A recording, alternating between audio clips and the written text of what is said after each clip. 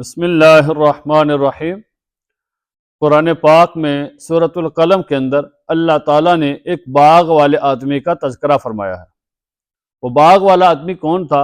وہ یمن کے علاقے زوران کا رہنے والا تھا۔ اللہ تعالیٰ نے اس کو بڑا ہی مال و دولت دیا تھا اور اس کا ایک بہت ہی عمدہ باغ تھا۔ جتنا اللہ تعالیٰ نے اس کو مال و دولت دیا تھا اتنا ہی بڑا اس آدمی کا دل بھی تھا۔ وہ اپنے مال کا اکثر حصہ جو ہے غرباء کے اندر، یتیم لوگوں کے اندر، مسکین لوگوں کے اندر تقسیم کر دیا کرتا تھا۔ وہ اپنے سارے مال کو جمع کرتا اور اپنی ضرورت کے لیے، اپنے گھر والوں کی ضرورت کے لیے مال کا کچھ حصہ نکال کر رکھ لیتا کہ جس سے ہماری اپنی ضرورت پوری ہو جائے۔ باقی سارا مال وہ اللہ تعالیٰ کے راستے میں غرباء مسکین لوگوں کے اندر تقسیم کر دیا کرتا۔ پھر اچانک اس شخص کا انتقال ہو گیا تو جو اس کی اولاد تھی اس نے سوچا، بچوں نے سوچا کہ ہم سارا مال جو ہے اپنے پاس رکھیں گے، اس کو تقسیم نہیں کریں گے۔ ہمارے والد صاحب تو ایسا کرتے تھے کہ مال کا اکثر حصہ غرباء کے اندر، یتیم اور مسکین لوگوں کے اندر تقسیم کرتے تھے، جو صحیح نہیں تھا۔ بلکہ ہم کیا کریں گے، ہم صحیح کریں گے، سارے مال کو جمع کریں گے اور آپس ہی کے اندر تقسیم کر لیں گے۔ غرباء اور مسکین اور یتیم لوگوں کو ہم صدقہ خیرات نہیں کریں گے، تو ہم مال کو جمع کر لیں گے۔ تو انہوں نے سوچا کہ ہمارا باغ کا پھل تو تیار ہو چکا ہے، پھل کو توڑنے کا وقت آ چکا ہے، تو ہم پھل کو توڑیں گے، لیکن کس طرح؟ کیونکہ اگر دن کو پھل توڑیں گے تو جو غریب لوگ ہیں، مسکین لوگ ہیں، وہ ہمیں دیکھ لیں گے، پھر وہ باغ میں ہی آئیں گے اور آ کر ہم سے ہمارے مال کا مطالبہ کریں گے، ہم سے اپنے لیے ضرورت پوری کرنے کے لیے مال کا سوال کریں گے، مطالبہ کریں گے، تو ہمیں دینا پڑے گا۔ تو ہم ایسا کرتے ہیں کہ رات کی تاریکی میں جا کر ہم اپنا پھل سارا توڑ لیتے ہیں، تو پھر اس مال کو جمع کر لیں گے، غرباء اور مسکین لوگوں کو پتہ نہیں چلے گا۔ کیونکہ ایسا ہوتا ہے کہ جس طرح آج کل ہمارے علاقوں میں ہوتا ہے کہ اگر ایک سال کسی بندے کو زکوٰۃ دیں تو اگلے سال وہ بندہ خود ہی آ کے سوال کرتا ہے، جی پچھلے سال آپ نے ہماری مدد کی تھی، تو اگر اس سال بھی آپ مدد کریں تو آپ کی مہربانی ہوگی۔ لوگ اس طرح کے سوال کرتے ہیں۔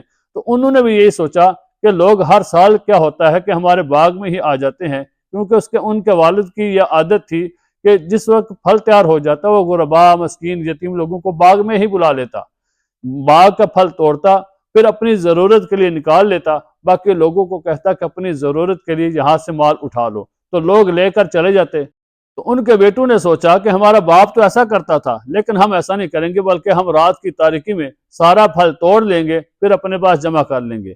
جیسے ہی انہوں نے یہ مشورہ کیا اور سوچ کر وہاں پر گئے تو اللہ تعالیٰ کی طرف سے ان پر عذاب یہ نازل ہوا کہ اللہ تعالیٰ نے ایک ایسی گرم ہوا چلائی جس نے ان کے سارے باغ کو جلا کر راکھ کر دیا۔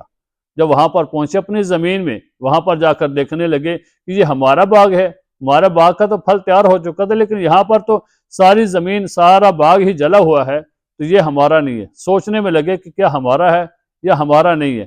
وہ اسی فکر میں، سوچ میں تھے کہ ایک کے ذہن میں بات آئی، اس نے کہا دیکھو باغ تو ہمارا ہی ہے، زمین بھی ہماری ہے، لیکن جو ہماری سوچ تھی نا، اس سوچ کی ہمیں اللہ تعالیٰ نے سزا دی ہے۔ تو پھر اپنے آپ پر ایک سارے افسوس کرنے لگے۔ تو یاد رکھیں کہ جب اللہ تعالیٰ آپ کو مال دیں تو اپنے مال کو اللہ کی راہ میں دل کھول کر خرچ کرنا چاہیے۔ کبھی یہ نہیں سوچنا چاہیے کہ شاید ہم مال کو دوسرے لوگوں کو دے دیتے ہیں تو ہمارا مال ختم ہو جاتا ہے، ایسا کبھی بھی نہیں ہوتا۔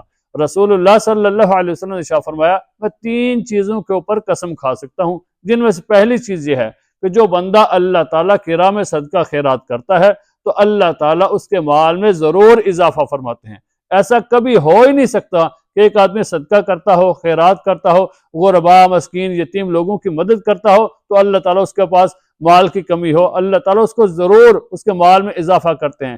جو غرباء کی، مسکین کی ضرورت کو پورا کرتا ہے تو اللہ تعالیٰ ایسے بندے کی فرشتوں کے ذریعے مدد کرواتے ہیں، اللہ تعالیٰ فرشتوں کی ڈیوٹی لگا دیتے ہیں کہ یہ میرا بندہ میرے بندوں کی ضرورت کو پورا کر رہا ہے، تو تم کیا کرو، تم اس کی ضرورت پورے کرنے میں لگے رہو۔ تو ہمیں اللہ تعالیٰ اگر مال دیں تو اس کو اللہ تعالیٰ کے راستے میں دل کھول کر خرچ کرنا چاہیے۔ ایک حدیث کے اندر رسول اللہ صلی اللہ علیہ وسلم نے ارشاد فرمایا کہ مال کو اللہ کی راہ میں خرچ کرو، مال کو ذخیرہ نہ کرو، لوگوں سے روک کر نہ رکھو۔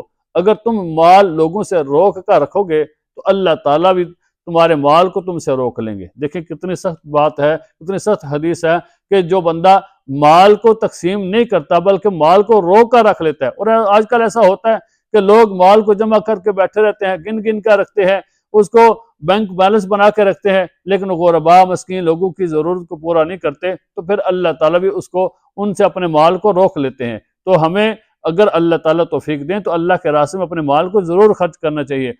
کچھ صحابہ کی ایک ایسی جماعت تھی کہ جو ہر وقت اللہ کے راستے میں اپنے مال کو خرچ کرتے رہتے تھے، اللہ کی راہ میں دل کھول کے خرچ کرتے تھے۔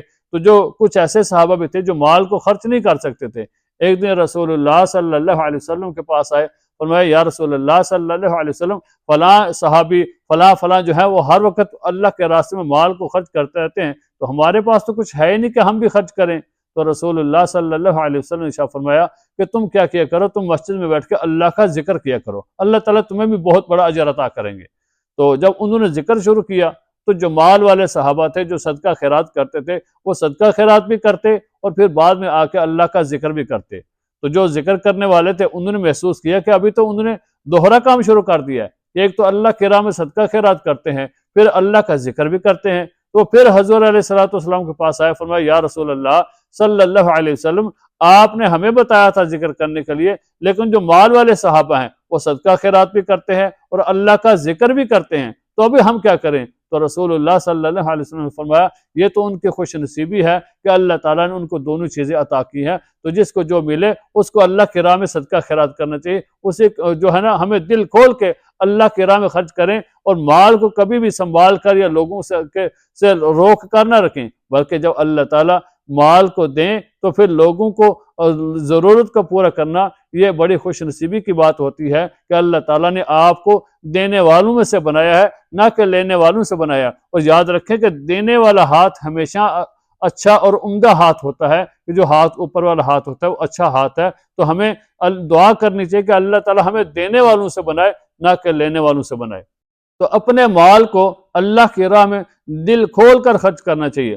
بڑوں نے ایک عادت بنائی ہوتی ہے کہ اللہ کی راہ میں غرباء کی، مساکین لوگوں کی، یتیم لوگوں کی مدد کرنی ہے، تو اس کو جاری و ساری رکھیں۔ ایک تو ان کا جاری و ساری رکھنے کا فائدہ یہ ہوتا ہے کہ جو وہ اس دنیا سے چلے جاتے ہیں تو ان کو اس کا ایصال ثواب جو ہے پہنچتا رہتا ہے۔ انہوں نے ایک نیک عمل شروع کیا تھا، ایک نیک کام شروع کیا تھا، اس کے ذریعے ان کو ثواب پہنچتا رہتا ہے، اللہ تعالیٰ کے ہاں ان کے درجات بلند ہوتے رہتے ہیں۔